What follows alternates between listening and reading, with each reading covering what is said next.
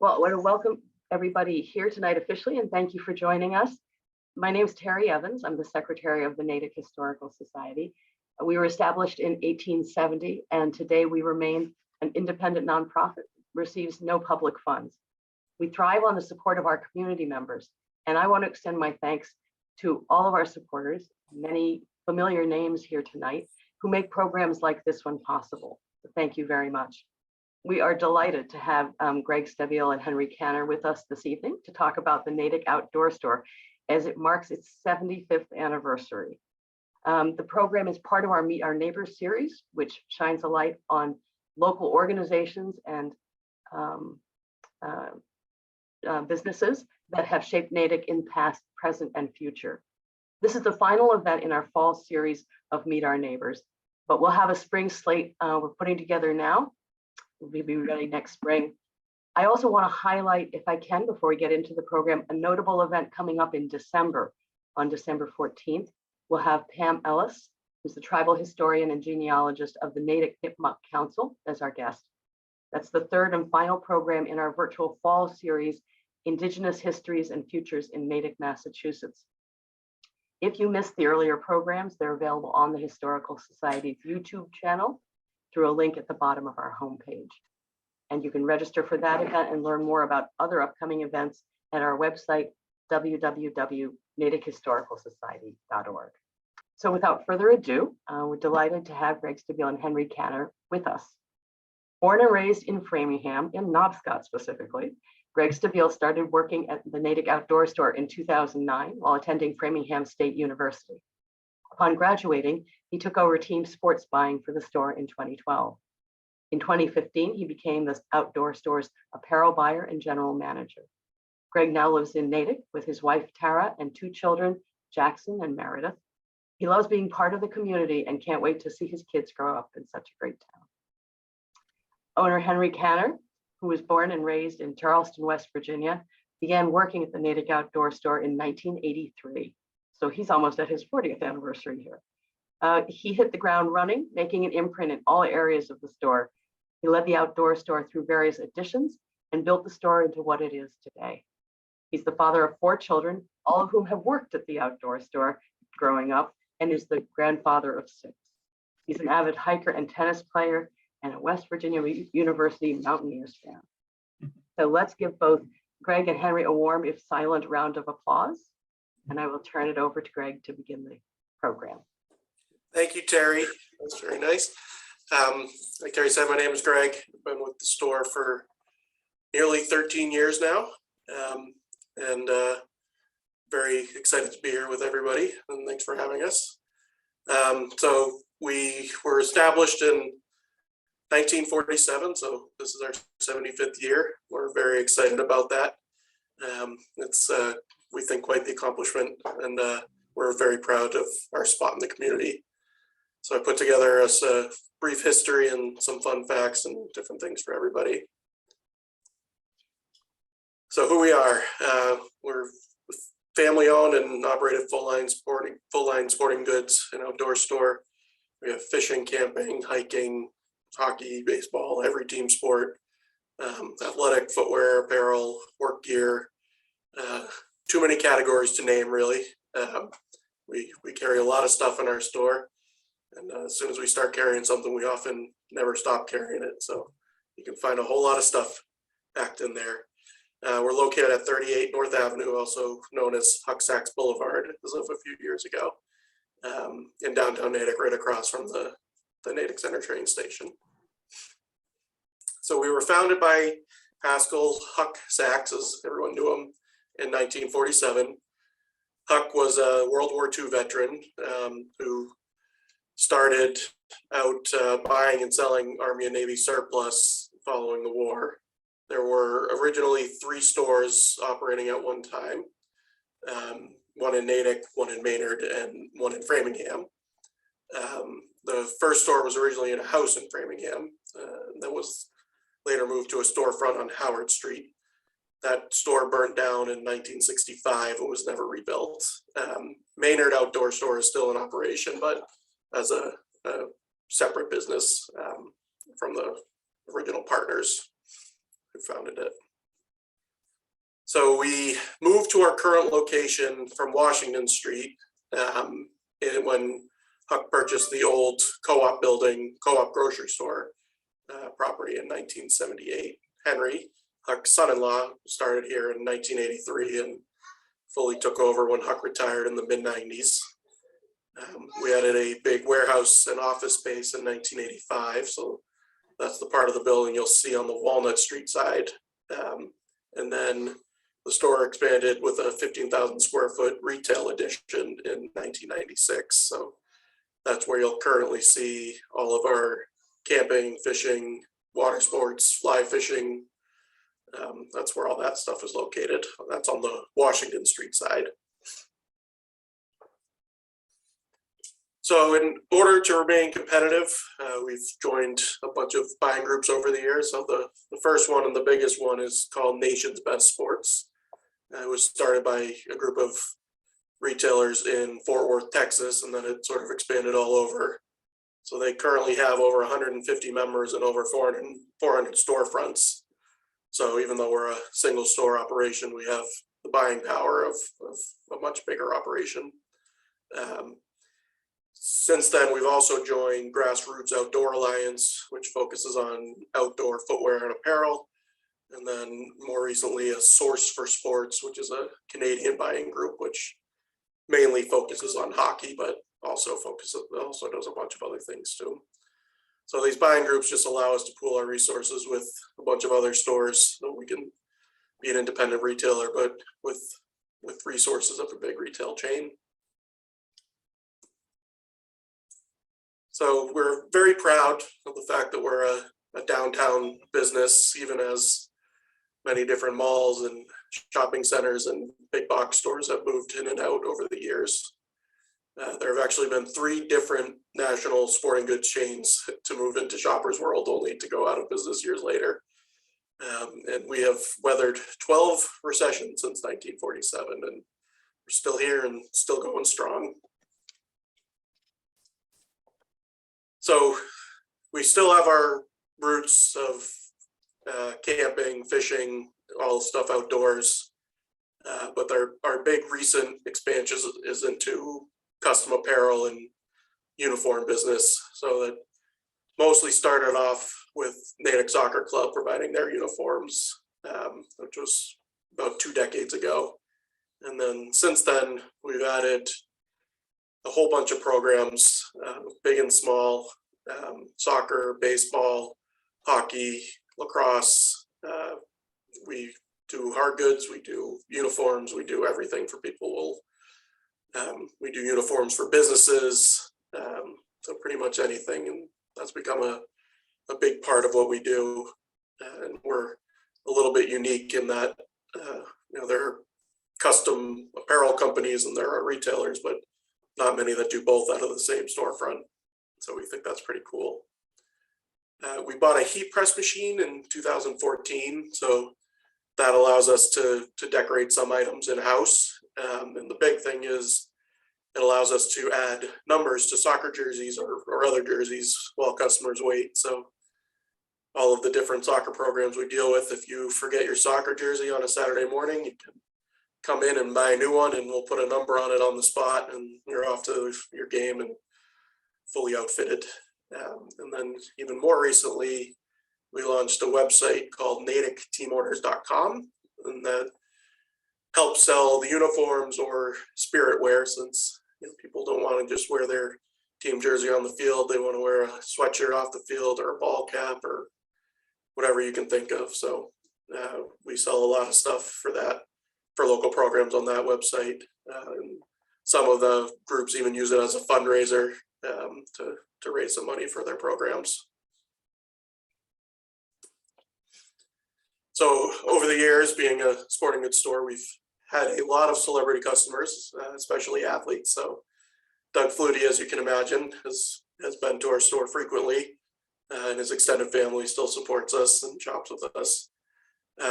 Fun story with Kevin McHale at 6'10", he couldn't find fishing waders that fit, so we were able to custom make a pair for him so we could get out on the water. Will Farrell recently shopped with us, bought some rollerblades on Christmas Eve, so he wasn't exactly ahead of the gift giving, gift purchasing for Christmas, but he still got what he needed. Matt Hasselbeck, who was a Boston College quarterback and played for a while in the NFL and now works for ESPN, he bought some basketball hoops and some field hockey gear from us. Brian Scalabrini, who was also an NBA basketball player, and he's the current color commentary guy for Celtics games. He has kids who shop and get their soccer uniforms and cleats and all that stuff from us. A lot of the local media members shop with us. David Wade from Channel 4, Bob LaBelle, Steve Burton, and Harvey Leonard all shop with us fairly frequently. Here's some fun facts about the store. Over 75 years, we certainly have a lot of interesting little trivia. So we were one of the first Nike dealers way back in the 1970s. So old that we actually have a different account number than most Nike dealers. We still have a 4-digit number so if we call into Nike, they often get confused since they don't recognize account numbers as short as ours. That's how long we've been with them. We sell a awesome, hopefully you guys have them or will come check them out. They're little red-handled paring knives that we've sold for a very, very long time. And we've actually sold over 200,000 of them, and we've shipped them to every state in the country. Gear bought from us is caught fish in every state and on 6 different continents, which is pretty cool. Henry accounts for a few of those continents himself. We have delivered and installed over 500 basketball hoops since COVID hit. So when everything was shut down in 2020, one of the only things we could do was deliver and install basketball hoops since it was all outside and contactless. So as you can imagine, we sold a lot of hoops then, and it's just kept going ever since. David Robertson, who, if you're a baseball fan, he just pitched in the World Series for the Phillies, and he's also pitched for the Yankees. He actually worked with us before he reported to the minor leagues. He was a Cape League player, so in between the Cape League and the following spring when he reported to the minor leagues, he worked with us. So some more fun facts. The average tenure of our full-time employees is over 20 years, which I actually found hard to believe when I calculated it. So me at 13 years, I'm actually one of the fresh faces at the store.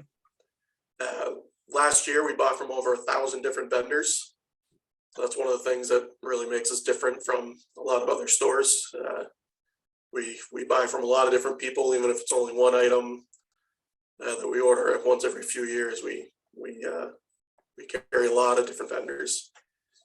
We have 2 different sets of parent-child employees at the store, which is pretty cool. At any time, we employ 10 to 15 high school students, and we draw from all over. Obviously, mostly in Natick, but Framingham, Dover, Sherburne, Keefe, Wellesley, Wayland, pretty much everywhere. And we have an employee who has hiked both the Appalachian Trail and the Pacific Crest Trail. So he's got somewhere around 4,000 miles of hiking under his belt just in those 2 trips. So under his feet.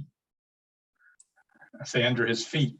Yeah, under his feet, exactly. I just have some fun pictures for you. So this is from 2017 when Metro West Daily News did a feature about us for our 70th anniversary. You can see a lot of what we sell just in this one picture. Before COVID, when we were open later, we used to do fly tying classes, and it'll probably come back at some point. A group of guys would get together every Thursday night, and Vinny, one of our employees, would teach them all how to tie a specific fly. And ladies and kids as well. This just happens to happen. Right. Yes, it's true. And there was beginner, intermediate, and advanced classes. So no matter what level you were at, you could definitely learn something. Metro also did a story on us following, I don't know which World Series this was, but it's about how there's a big spike in licensed gear after one of our teams wins, and luckily we've had a lot of teams win over the years. So this is the current Natick Soccer Club uniforms that all come from us, along with some spirit wear. And then this is the Natick Middle School hockey team, which these jerseys come from us. The Natick High Track and Field uses jerseys from us, and they've been quite successful recently. Wellesley Little League uses uniforms from us, and this is their team that went down to Williamsport for the Little League World Series a few years ago. And that's all we have. So I guess we'll turn it back over to you, Terry, and do some question and answer. Thank you very, very much. I know I have some questions already, and I know I will see others. Someone asked, why did Huck Sachs make the change from kind of retailing Army Navy surplus to moving into sporting goods? Do you all have any sense of what led to that shift? Sure. It was just a natural attrition to respond to the customer's needs. So when the war ended in 1940, just to give you guys a quick history, in 1947, when World War II ended, the US government was loaded with merchandise throughout the country because they had bought, you could not get, as a consumer, you couldn't buy like a tent or sleeping bags or wool socks or winter coats, because the government was buying them all up so that they could supply the armed forces throughout the whole world. So they needed different things for different places of where they were. So the war ends, just again, to take you back a little bit of history, the war ends, the government has these warehouses filled with merchandise. They have to now get rid of the merchandise. And if you were an ex-GI, the government said if you bought the merchandise from them, they would give you 30 days credit in which to pay for it. So people like Huck, my father-in-law, saw an opportunity. They went out, they purchased this merchandise from the government. They went out to the retailers that were already up and running and existing, who had a need for this merchandise. They were thrilled to be able to get it. It wasn't like today where you call a manufacturer and they can deliver stuff, or there was a shortage of merchandise. So they bought it, they sold it to these small retailers who paid them right away because they were thrilled to get it. They wanted these guys to come back and sell them more merchandise. And so that sort of gives you a quick history of how come Army Navy surplus stores started after World War II. It also allowed these guys to get a little cash flow, so they now opened up their own businesses. But eventually that business dried up as well, because you can't have, the war ended, so surplus eventually, it was gone. So you had to stay in business the same way we still do it today, 75 years later. We listened to our customers and what they were looking for. So as the surplus dried up, he saw an opportunity to start selling more sporting goods and more outdoor gear. So from that, there was a natural attrition to tents, to Levi's, to then school uniforms. The families of Natick were coming in and looking for different clothing and different things. So whatever people were looking for, he just naturally found vendors for it. He could supply it at a great price, great customer service. So it just became a natural thing to do. And we still today, every day, we are always listening to our customers and adding new merchandise. Thank you. I think I have another question asking about the new sports that you're accommodating, specifically pickleball, because there seems to be a lot of discussion here. I know in East Natick, at the school, at the park, at the Connor Heffler Park, there's actually a pickleball court. Yeah, we've done a lot more and more pickleball. It's definitely a popular and growing sport. And that's actually a perfect example of responding to the customers, because we actually, somebody from the community center reached out to us. This is probably 4 or 5 years now, 4 or 5 years ago, saying, hey, we're putting in a pickleball program. Do you guys carry the merchandise, or will you carry the merchandise? And at that point we didn't, but we brought in maybe 2 or 3 different paddles, and Right. Now we probably have, I don't know, 15 or 16, maybe even more. We're probably carrying more models now than total rackets we sold the first year. But Yeah. again, more people are buying it, more people are asking for it. And it's just naturally listening to our customers and adding it as we need it. Yep. And then now Peter, the gentleman at the store who takes care of it, is as knowledgeable about pickleball as probably anybody around, even though 5 years ago he probably never heard of it. He's even played it. Yeah, he's even played it. That would be the newest sport to probably hit the latest. That's the latest craze happening now. Okay. But we've had lots of the crazes over the years, whether it be rollerblading or rollerblades or paddleboarding, stand-up paddleboarding, and kayaks, and more people fly fish today. So lots of different things that we try to listen and cater to our customers. One question is, someone asked, have you ever had a request that you couldn't fulfill for something a customer was looking for? I'm sure there's something that we couldn't, but we try like heck to do our best. But Yeah. If anyone would like to ask questions live, all you have to do is raise your hand and I'd be happy to let you ask your question of Henry or Greg. If there's anybody who has. Listen, we even sell live worms, so I don't know what more crazier things. So what is the secret of the red-handled knife that makes it so remarkably popular? It's super sharp. Yep. People can't, first of all, the price of it. The price is phenomenal, and it's a great handling knife if you've never used it.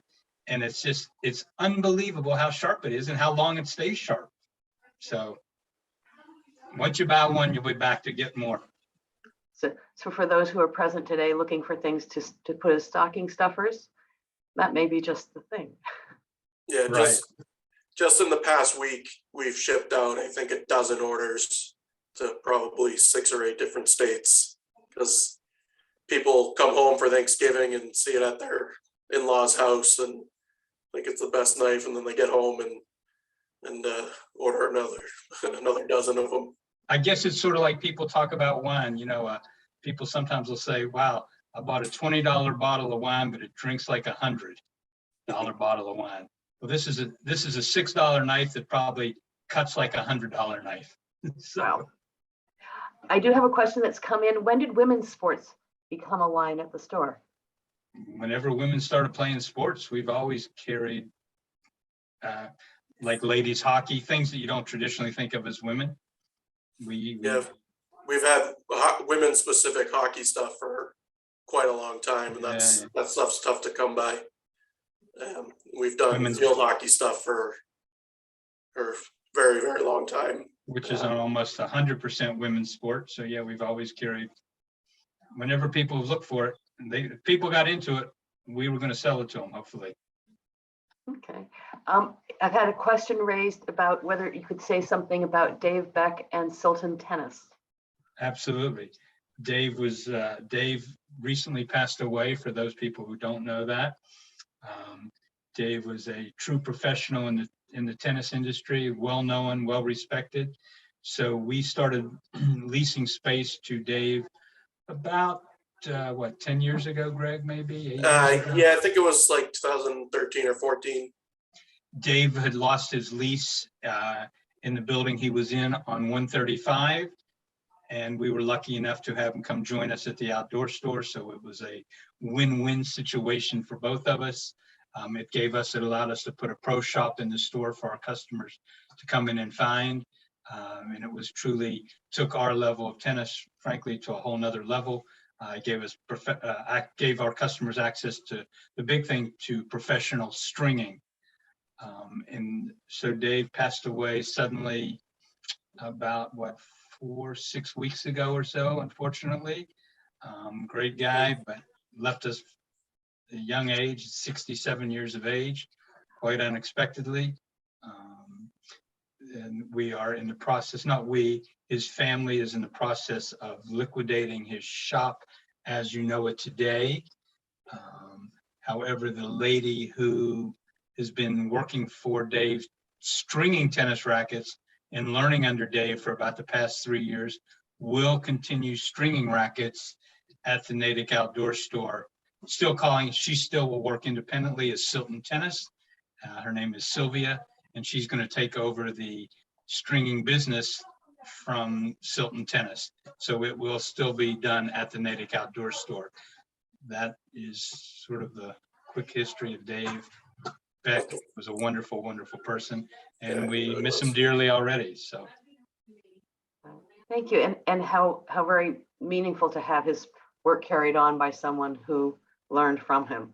Yeah, exactly. I imagine perhaps, Henry, in the same way that when you came into the business of the outdoor store with your father-in-law, kind of learning and passing it on. Absolutely.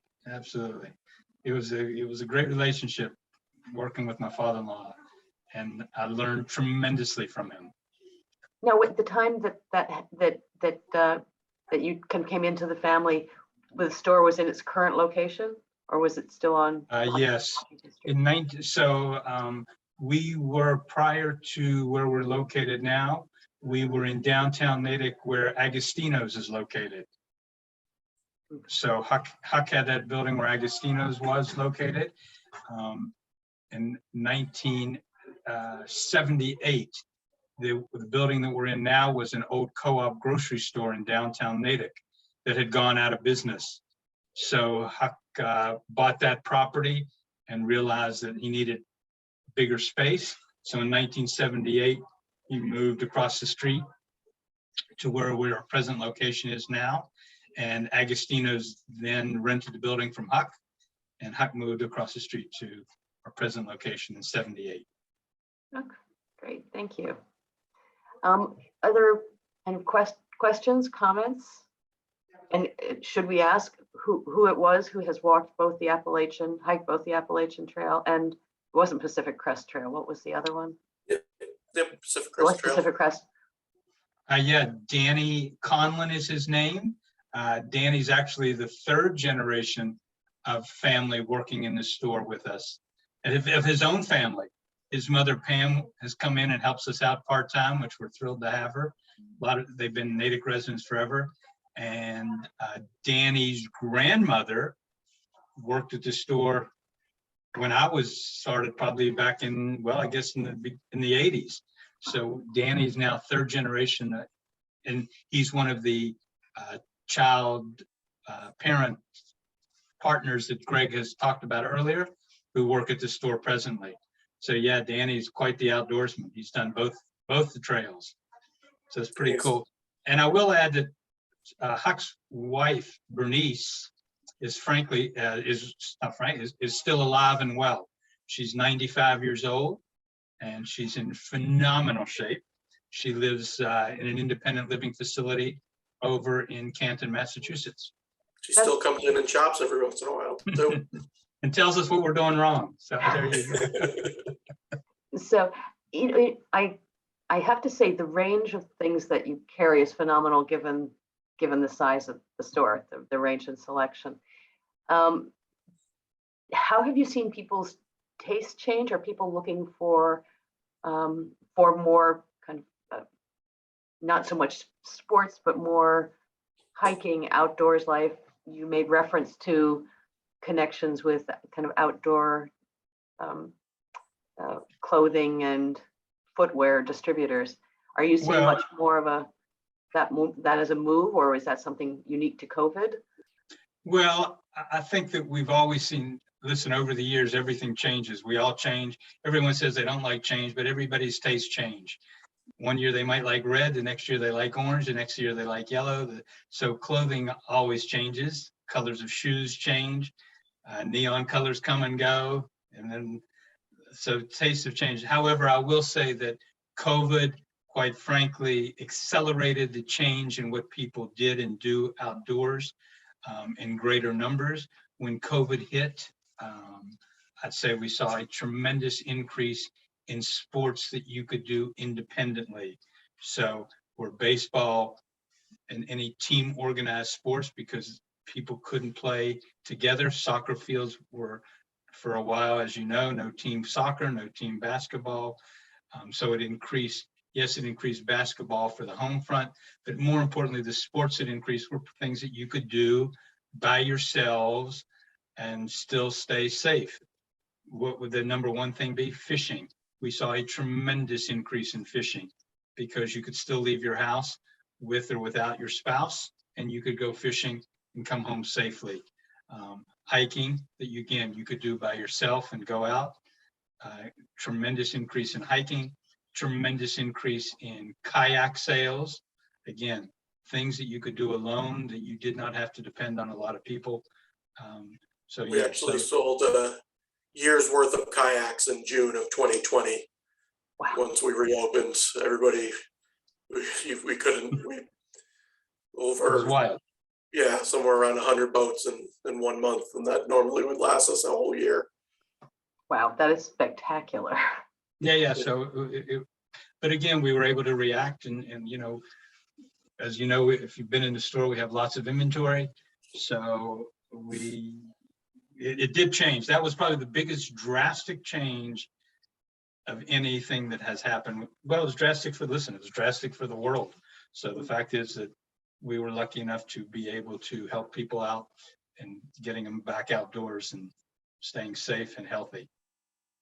And we hope that, if 100 new people started fishing, not all of them are going to continue fishing after the pandemic, but, maybe 75 will, maybe 50 will. And we're hoping those people keep shopping with us. That And the overall number of people fishing will be higher than before. We did our first, speaking of fishing, we did our first, what would we call it? First fishing party for kids of 9 years of age. One of our employees, which was a great idea, frankly. A family had a youngster who's 9 years old who loves fishing.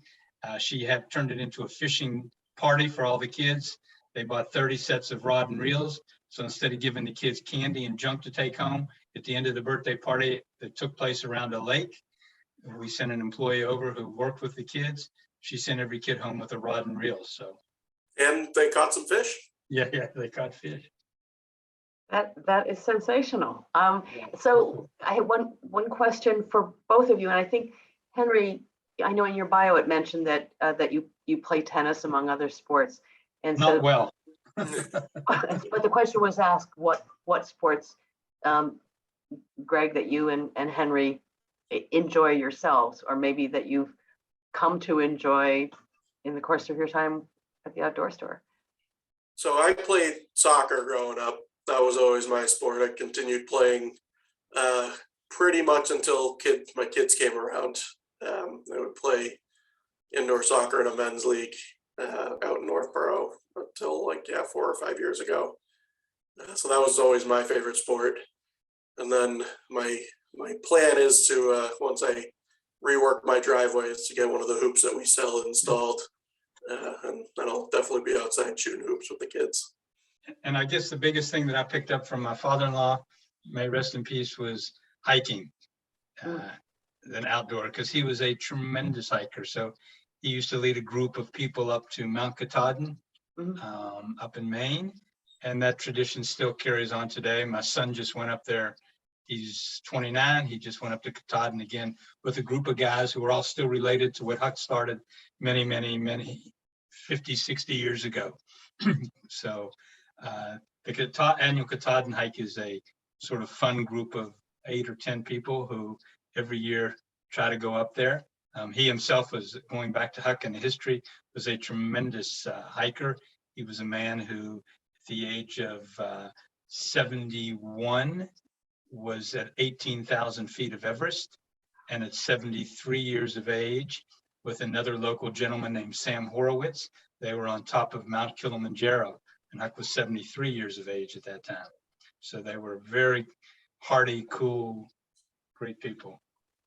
So, listening to the stories that you've told in response to questions, it is so striking that it's not just the traditions within the store or kind of the kind of family connections, but how there are all these connections over generations that really reach throughout the community. Not even just in Natick, but well beyond. And this sense of kind of connection and kind of yeah, establishing traditions over time. I am asked, how is the Outdoor Store celebrating its 75th birthday? Staying alive. We're still doing, how are we celebrating? That's a good question. Well, you still got your- We're honored to be here tonight. That's one way we're celebrating so, with the well, Historical Society. well, I do have a note from one of the attendees saying, thank you for being a huge success story for Natick Center for so many years. And Thanks for supporting us. We couldn't do it without you. Community thing. Absolutely. Well, as I was explaining to Greg just before we came on, I live not far from the Outdoor Store, and I have discovered that the simplest way to direct people to my house is to tell them, that I live 2 blocks north of the Outdoor Store, because everyone, whether in Natick or from some other community, knows exactly how to get there. So Well, I think thank you. that's a tribute to a very special tradition, and a place in kind of Natick's business history and community and sports history. Well, we're lucky enough to have third, and now we're just starting to see 4th generation families shop there. So it's pretty cool. Especially when you have, just 2 months ago, I had 3 generations standing there that have all shopped in the store over the years. Made me feel pretty old, but because I've waited on all 3 generations. So that is great. Well, I want to thank you both for being here and really giving us a chance to celebrate, I guess, history making, but also the creation of an institution that is a really central part of the community in Natick and beyond. Thanks for touching our hearts. Thank you Thanks for so having us. much for that. And I thank Tim Murphy for his hand in picking out hiking boots for me last summer. So they took me through canyons in Colorado, and I appreciate it. Terrific. So Thank thank you. you very much. I hope that for those of you who've joined us this evening, we hope to see you at future programs. And again, thanks so many of you who've supported the Historical Society through our virtual program series. So thank you very much. Thank you, Terry. Thank you, Fran. All right. Take care and good night.